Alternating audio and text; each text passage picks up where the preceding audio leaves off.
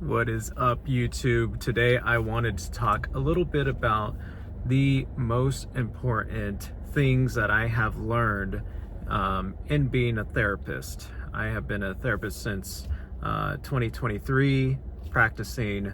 I am not licensed yet in my state, but will soon be completely licensed. But I am a practicing mental health clinician. So wanted to talk about the most important concepts that I have learned in being a therapist. I'm going to try to sum this up in like 5 or 6 minutes, make it quick. It's going to be a couple different things. The number one most important thing I have learned being a therapist is understanding how, guys, I'm sorry, the fucking music just turned on in my car. I'm not deleting this. Understanding how your childhood impacted your core beliefs, understanding how traumas in your childhood, how adverse childhood experiences, how emotional abuses, betrayals, neglects, and this could look like a variety of different things. You know, it could look like maybe your parents yelling at you. It could look at maybe your parents having very authoritative parenting.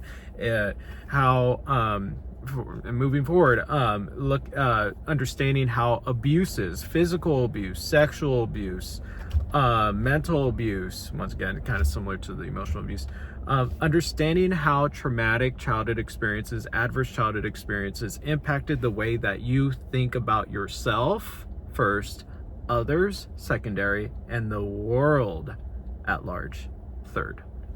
So, for example, someone who was physically abused by a parent may believe that they are not worthy of being respected. So they possess their belief that they are not worthy, that they are unlovable because their parents would use corporal punishment on them. Or someone who was sexually abused by a primary caregiver may feel that they are an object. They may feel that their value only comes from their sexual parts. And therefore they are dehumanized. So they possess this belief that they are worthless and outside of the context of sex. They possess this belief, and maybe they don't feel good enough unless they, use themselves as a sexual object to gain connection with other people. So understanding how traumatic experiences impacted your core beliefs. This is the fundamental piece in therapy, in all therapies, understanding how your childhood experiences shaped your core beliefs about yourself. Ask yourself, what are your core beliefs? What are your beliefs about yourself? What are your beliefs about others? What are your beliefs about the world at large? Are you a worthy person? Are you worthy of love? Are you a good person? Are you a bad person? Do you have shame? And did some of this shame come from the fact that your parents did not teach you your inherent worth as a child? Because they may have traumatized you, even though not purposefully, but they may have traumatized you in this like secondhand type of way, in this unconscious type of way. Okay. Number 2 is grieving the traumas that happened to you as a child. Grieving, sadness, crying, being angry, the stages of grief: denial, shock, anger, depression, and then ultimately radical acceptance. I know there's more bargaining. Going through the stages of grief, feeling the emotions. Sometimes some of these things aren't going to be possible for us to verbalize. Sometimes some of the abuses that occur to us happen before we even have the capacity to even to speak. So sometimes these things, like some of this sadness, some of this abandonment feeling, some of this betrayal feelings, might come from when you were actually like maybe an infant and you weren't getting your needs attended to by your parent, which sends the infant a message that their needs are not worthy. That the child feels like, well, I guess my needs don't matter if when I cry my mom doesn't come to comfort me. The child develops a sense of not feeling safe, of not trusting because the mom is not, or the dad is not attending to them when they're crying. So sometimes like this grief process, it extends back to even like infancy, and even I would argue prenatal.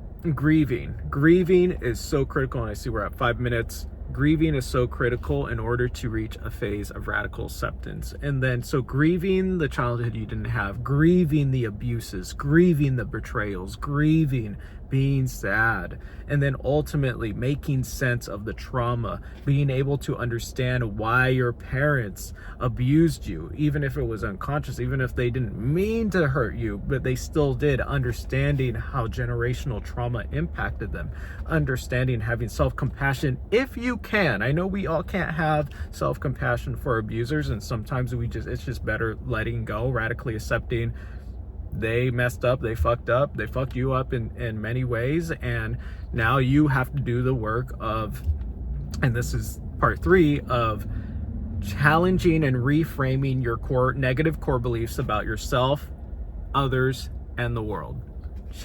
Radically committing to becoming your best self, and challenging and reframing the way that you think, because the way you think has been altered by your traumatic history, and now it is our job as adults to undo some of the impacts that has had on us mentally.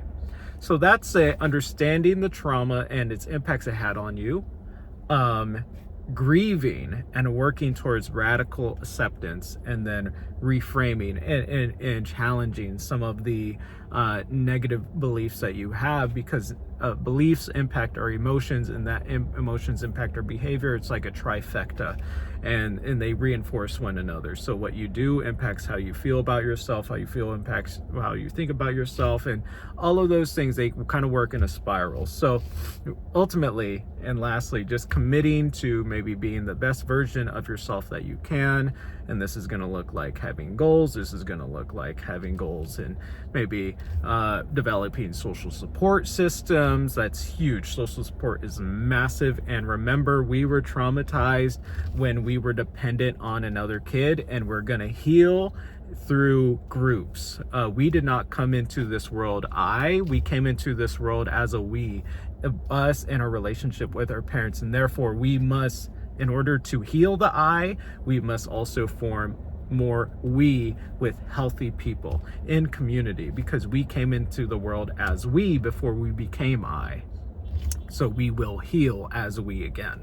So community is essential. Guys, that's 8 minutes, and that's my spiel on the most important subjects and concepts in therapy. I've been a therapist now for 2.5 years, and with school included, getting close, 4.5 years now. So just super important concepts that I will make more videos about, but that is really the main bulk of therapy, kind of like in a nutshell. So I appreciate you so much if you made it to this point of the video. Guys, it is Friday the 13th. I hope you all have some plans, even if they're not like, like traditional going out plans, like plans for self-care, plans to, I don't know, watch a movie and relax, plans to, I don't know, maybe you're gonna have a drink tonight. I don't know, girl. The world is our oyster. So guys, hope you all have a lovely Friday and a weekend, and so alrighty guys, peace and love.